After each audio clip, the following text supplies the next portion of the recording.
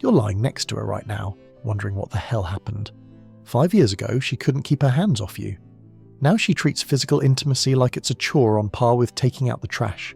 You bring her flowers, she barely looks up from her phone. You plan romantic dinners, she complains about being tired. You're doing everything the relationship experts tell you. More communication, more help around the house, more emotional availability, and somehow it's making things worse. Let me tell you something every loyal husband needs to hear, but nobody has the balls to say. The woman you married might be playing a game you don't even know exists. Here's a test that'll reveal everything. Next time she rejects your advances, pay attention to what happens after. Does she suddenly become energetic scrolling social media? Does she stay up another 2 hours watching Netflix? Does she have energy for a 40-minute phone call with her friend? She's not tired, brother. She's tired of you. And that distinction will eat you alive if you don't understand what's really happening. The contradiction between stated values and behaviour is staggering. She'll tell you intimacy needs emotional connection, that she needs to feel close to want physical contact. Sounds reasonable, right? But watch what happens when she wants something. Suddenly, she's all over you before that expensive vacation discussion. Suddenly, she's interested when she needs you to co-sign that loan. The emotional connection required for intimacy magically appears when there's something in it for her. I had a client whose wife hadn't touched him in 6 months. Not in the mood, she'd say. Too stressed. Then a high school reunion comes up. Suddenly she needs a new dress, new shoes, needs him to look good. That week, she initiated every night. The day after the reunion. Back to rejection. The intimacy wasn't about connection, it was about securing his cooperation for her social performance. This instrumental use of sexuality is more common than anyone admits. Physical intimacy becomes a currency, a tool, a weapon, everything except what it's supposed to be, an expression of love and connection. She learns early that controlling access to physical affection gives her power, and some women wield that power ruthlessly. The loss of desire through emotional resentment is real, but not how you think. She's not losing desire because you disappointed her. She's manufacturing disappointment to justify her loss of desire. See, admitting she's just not attracted anymore would make her feel shallow. But if you're emotionally unavailable, or don't help enough, or aren't romantic anymore, now she's justified. Now she's the victim of your inadequacy, not a woman who broke her vows. A guy I counselled mapped out his wife's complaints over 2 years. First he worked too much, so he cut back. Then he didn't make enough money, so he worked more. Then he was never home. Then he was around too much. The complaints shifted to maintain the narrative that he was the problem. The reality? She checked out emotionally and needed reasons to justify it. The emotional projection and misplaced blame is a defense mechanism. She's unhappy, but not because of you. She's unhappy because reality didn't match her fantasy. She thought marriage would be constant butterflies, endless romance, perpetual excitement. When it turned out to be bills, routines, and regular life with another human, she didn't blame her unrealistic expectations. She blamed you for not making the fantasy real. The unrealistic expectations of marriage are killing relationships. Many women enter marriage seeking a therapist, entertainer, provider, handyman, and romance novel hero all in one person. You're supposed to fulfill every emotional need, anticipate every want, fix every problem. When you inevitably can't be everything, you become nothing in her eyes. The conditional affection as control is psychological warfare. Good day at work, she's affectionate, forgot to do something she wanted, cold shoulder for a week, bought her something nice, suddenly interested, disagreed with her, no intimacy for a month, she's training you like a dog, rewards for compliance, punishment for independence. I've seen men literally chart their wives' affection patterns against their behaviour, and the correlation is perfect. The more they comply, the more crumbs of affection they get. The moment they assert boundaries or independence, the tap turns off. It's not about love, it's about control. And most loyal husbands are too moral to even recognise this manipulation. The moral asymmetry between genders in relationships is stark. A loyal man struggles to comprehend emotional coldness. When he loves someone, he loves consistently. Bad day, still loves her. Argument, still loves her. She gains weight, still loves her. But some women's affection is like a light switch. Circumstances flip it on and off. This asymmetry leaves good men confused and destroyed. The erosion of respect and empathy happens gradually. It starts with small criticisms, the way you load the dishwasher, your choice of shirt, then it escalates. Your career isn't impressive enough, your hobbies are stupid, your friends are losers. By year 5, she's rolling her eyes at everything you say, treating you like an incompetent child in your own home. A client showed me texts from his wife. 5 years of messages. Year 1, love you baby. Year 3, okay. Year 5, single word responses or nothing. Same man, same behaviour, but her respect had evaporated. Why? Because familiarity bred contempt, and contempt killed desire, and dead desire needed someone to blame. The entitlement and victimhood mindset justifies everything. She's not happy. Must be your fault. She's attracted to someone else. You must have pushed her away. She had an emotional affair. You weren't meeting her emotional needs. There's always a narrative where she's the victim and you're the villain, even when she's the one breaking vows. The fantasy-driven affairs that result are pathetic when you understand them. She meets some guy who also feels unappreciated. They bond over mutual complaints about their spouses. Mistake this trauma bonding for connection. Have an affair thinking they've found true love. Reality, two broken people using each other as emotional band-aids. The deceptive storytelling in these situations is Oscar-worthy. To justify the affair, she needs you to be the bad guy. So she tells the other man you're abusive, you're not. Controlling, you're not. Cold, you're not. She creates a fictional version of you that justifies her betrayal. The other guy thinks he's saving her from a monster. He's really just enabling a liar. The illusion of emotional connection in affairs is built on shared negativity. They're not connecting over joy, growth, or authentic compatibility. They're connecting over dissatisfaction. It's two people in lifeboats clinging to each other, thinking it's love when it's really just mutual desperation. The different orientations toward commitment between genders are staggering. Most men view marriage vows as sacred, unbreakable, literal. Till death do us part means exactly that. But some women view vows as conditional poetry. Till death do us part, unless I'm unhappy, unfulfilled, or find someone better. The commitment was aesthetic, not authentic. The superficial understanding of vows becomes clear during crisis. She wanted the wedding, not the marriage. The dress, not the decades. The party, not the partnership. When marriage requires actual work, sacrifice, compromise, she feels cheated. This wasn't the fairy tale she signed up for. The failure of self-awareness is stunning. She won't examine how her behaviour contributes to relationship problems, won't consider that constantly criticising you might affect your confidence, won't acknowledge that rejecting intimacy might impact connection, won't see that treating you with contempt might kill your feelings.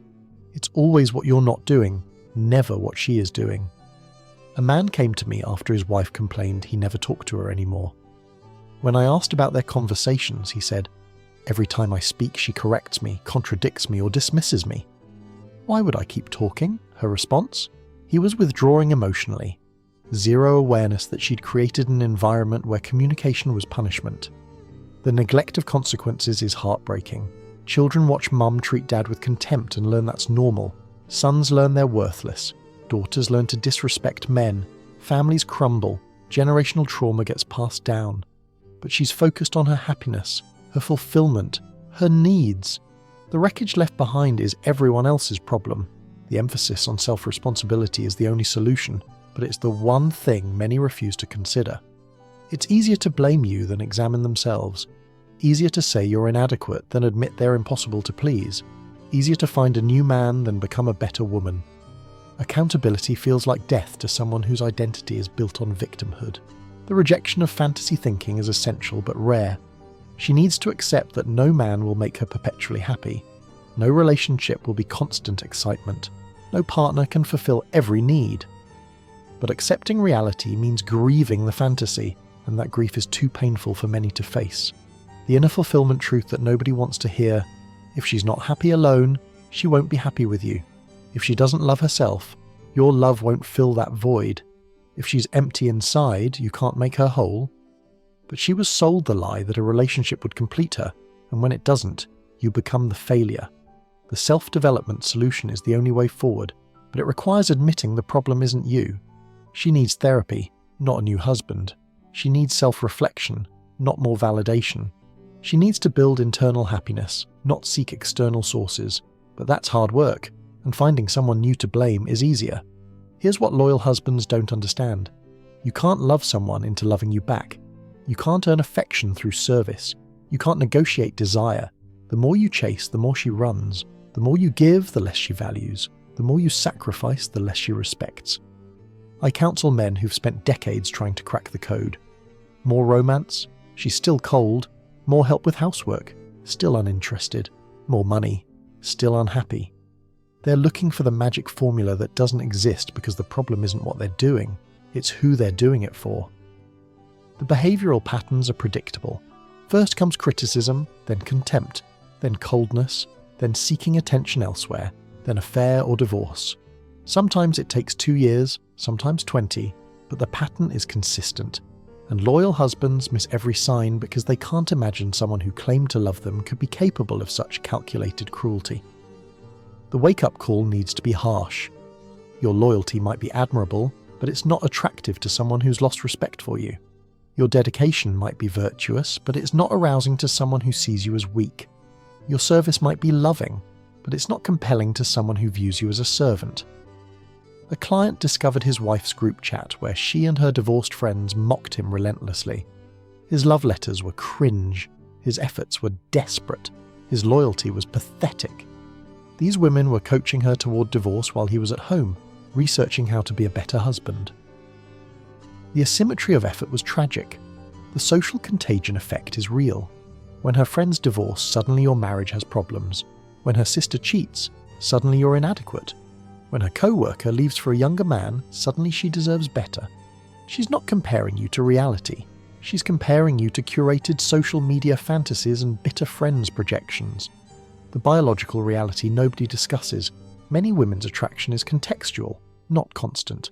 It responds to status, success, novelty, competition. The stable, loyal husband becomes background furniture. Familiar equals boring. Security equals unsexy. Availability equals low value. You became less attractive by being a good husband. The impossible situation loyal men face is heartbreaking. Stay loyal and be seen as weak. Create distance and be called negligent. Show emotions and lose attraction. Stay stoic and be called disconnected. Work hard and be absent. Work less and be a failure. Every choice is wrong because the game is rigged against stability. The solution starts with recognizing you can't fix this alone. If she's checked out emotionally, no amount of flowers will check her back in. If she's rewriting history to make you the villain, no amount of facts will change her narrative. If she's determined to be unhappy, no amount of effort will create her happiness. The boundaries you need to establish are non-negotiable. Respect or goodbye, affection or separation, partnership or divorce. Not ultimatums, standards. You're not demanding she desire you, but you're refusing to live with contempt. You're not forcing her to love you, but you're not accepting emotional abuse disguised as marriage. The dignity preservation is crucial. Stop begging for affection from someone who withholds it. Stop apologizing for existing. Stop shrinking yourself to avoid criticism. You're a grown man who's been loyal, provided, and tried. That deserves respect, not mockery. The practical steps are uncomfortable but necessary. Document the rejection patterns. Record the contempt. Save the messages, not for revenge, but for reality. When she rewrites history during the divorce, you'll need proof of what actually happened. When she claims you were the problem, you'll have evidence of your efforts. The male support network is essential. Find other men who understand. Not bitter woman haters, but men who've experienced similar patterns. You need validation that you're not crazy, that this is happening, that it's not all your fault. Isolation makes you vulnerable to gaslighting. The self-improvement focus should be for you, not her. Get fit because you deserve health. Pursue hobbies because you deserve joy. Build friendships because you deserve connection. Develop skills because you deserve growth. Do it independent of her approval or recognition. The attraction paradox is real. The less you need her, the more she might want you. Not as manipulation, but as natural consequence. Neediness repels. Independence attracts.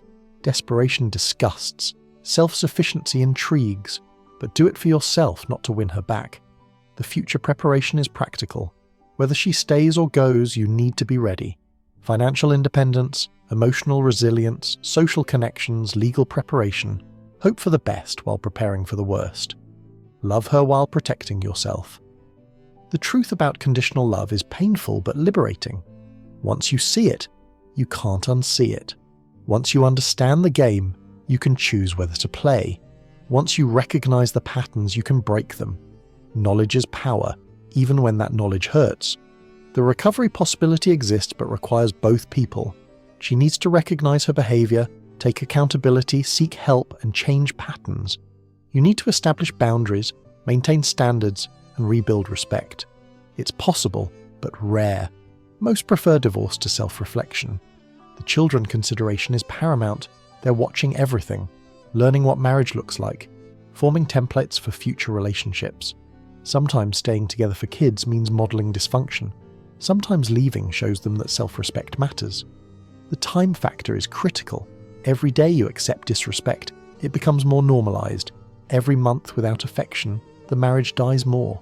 Every year of contempt, recovery becomes less likely. At some point, too much damage has been done. Recognizing that point takes courage. The emotional availability trap needs addressing. You've been told to be more emotionally available, but emotional availability to someone who holds you in contempt is just providing ammunition. Share feelings with people who respect you. Be vulnerable with those who protect your vulnerability. Sexual dynamics truth is harsh. If she desired you, she'd show it. If she wanted intimacy, she'd create it. If she valued physical connection, she'd prioritize it. The elaborate excuses, the moving goalposts, the constant rejection. It's not about circumstances, it's about lack of desire. The comparison to her phone usage is telling. Too tired for intimacy but scrolls social media for hours. Too stressed for affection but has energy for girls' nights. Too busy for date night but binge watches entire series. The energy exists, just not for you. The respect restoration might be impossible. Once a woman loses respect for a man, it rarely returns. You can become successful, fit, confident. She'll still see the guy she lost respect for. The lens through which she sees you is permanently distorted. Sometimes the only solution is finding someone with clear vision. The loyalty question needs examining. Is staying loyal to someone who treats you with contempt actually virtuous? Is maintaining vows to someone who breaks theirs admirable? Is sacrificing yourself for someone who wouldn't sacrifice for you noble? Or is it just fear disguised as honor? The wake-up pattern is predictable. She'll only recognize your value when you're gone. Only appreciate your efforts when they stop. Only want you when someone else does. But by then, the damage is done. The love is dead. The respect is mutual, mutually absent. The rebuilding option exists with someone new. There are women who value loyalty, appreciate effort, desire stability. Women who understand partnership, practice gratitude, show affection. But you won't find them while trapped in a dead marriage, accepting crumbs and calling it love. The mindset shift is everything. Stop trying to earn what should be freely given. Stop working for basic respect. Stop auditioning for your own wife's affection.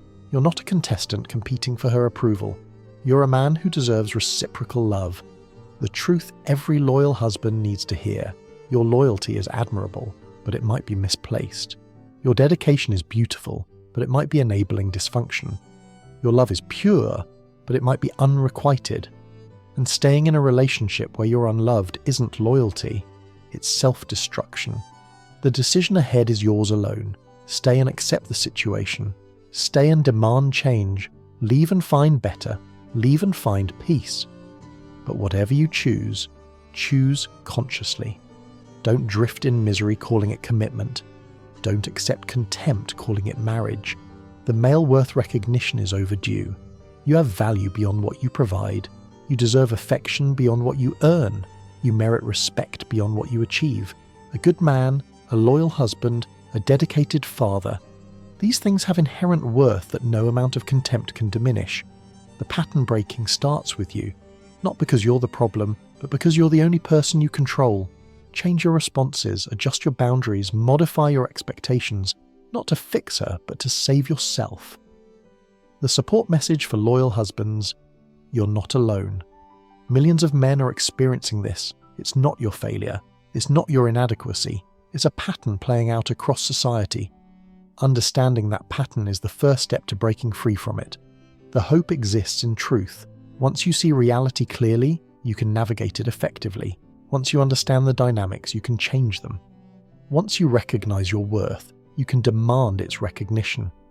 The pain of awareness is the first step to healing. The emotional manipulation through children is another layer many don't discuss. She'll use them as shields against criticism. You're upsetting the kids when you assert boundaries. Think of the children when you demand respect. The kids become hostages to her emotional warfare, and you're painted as the aggressor for wanting basic dignity in your own home. The financial control aspect intertwines with everything. She controls intimacy, respect, and often the money too. Joint accounts become her accounts.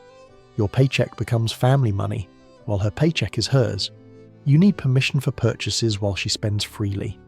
Financial abuse disguised as family management. The gaslighting about your memory is constant. You never told me that. That's not what happened. You're remembering it wrong. Your reality gets questioned so often you start doubting yourself. Did you really say that? Did it happen that way? The confusion is intentional. It keeps you off balance and easier to control. The illness or crisis test reveals everything. When you're sick, does she care for you or complain about the inconvenience? When you face a career crisis, does she support or criticize? When you need her most, is she there or absent? These moments show who she really is versus who she pretends to be. The social isolation tactics are subtle but effective. She doesn't like your friends, so you see them less. Your family causes problems, so visits decrease. Soon you're isolated, dependent on her for all social connection. Then she withholds that too, leaving you completely alone while surrounded by people. The anniversary and special occasion patterns are telling. Your birthday? Minimal effort. Her birthday? National holiday. Your achievements? Barely acknowledged. Her achievements? Celebration required. The asymmetry in enthusiasm reveals the asymmetry in care. The therapy weaponization is real. She'll demand couples counseling, then use it to list your faults. The therapist becomes another authority figure confirming you're the problem. Your concerns get minimized while hers get validated. Therapy becomes another venue for her victimhood performance. The intimacy excuses evolution is predictable. First, she's tired, then stressed. Then the kids might hear. Then she needs more romance. Then you need to help more. The target keeps moving because the real issue, lack of attraction and respect, can't be admitted without accepting responsibility. The comparison to her past is brutal. She had wild adventures with exes but treats intimacy with you like a burden. She was spontaneous with past lovers but needs scheduled appointments with you. You're getting the cleaned up lockdown version while they got the fun, enthusiastic version. The final message is about choice. You can choose to stay in dysfunction or seek health. Choose to accept contempt or demand respect. Choose to beg for crumbs or find a feast. Choose to die slowly in a bad marriage or live fully in authenticity. The choice is yours, and you deserve better than what you're accepting. I want to hear from you. How long did you try before realizing effort wouldn't fix it? When did you recognize the pattern? What made you finally see the truth? Drop your story in the comments. Your experience might save another loyal husband from years of confusion and pain. Sometimes the most loving thing you can do is stop accepting the unacceptable.